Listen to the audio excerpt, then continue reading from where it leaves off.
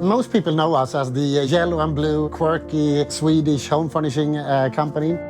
The meatballs, the flat packs, the do-it-yourself, etc.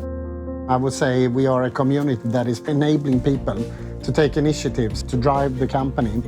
We are guided by the vision to create a better everyday life for the many people.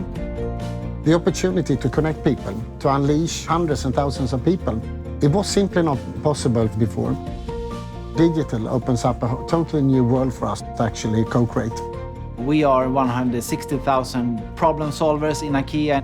I think it's really important for all the frontline workers to move forward. They all need the tools to do that.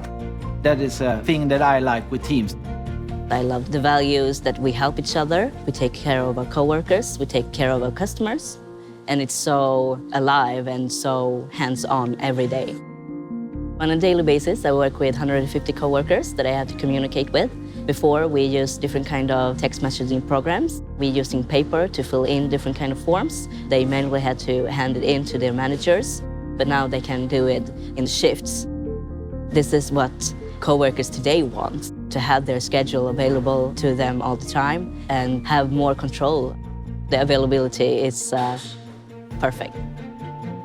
One day I just heard in the corridor that Nadja has done something really great and tried something new within Teams. When Nadja presented this for me, she did it in a cost-conscious way.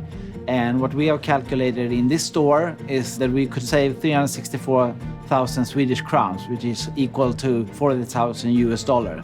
And you can imagine how much we can save if we have this on all IKEA stores in the world. I definitely want to spread the word to other stores. I think we have unleashed not only a better way of operating, but we have actually unleashed a decentralization of creating the future that we want to see. And that is thanks to Microsoft. So the difference between IKEA and other stores is making Teams available for coworkers. The culture was already there, but it made it stronger. It feels like we are in the future now.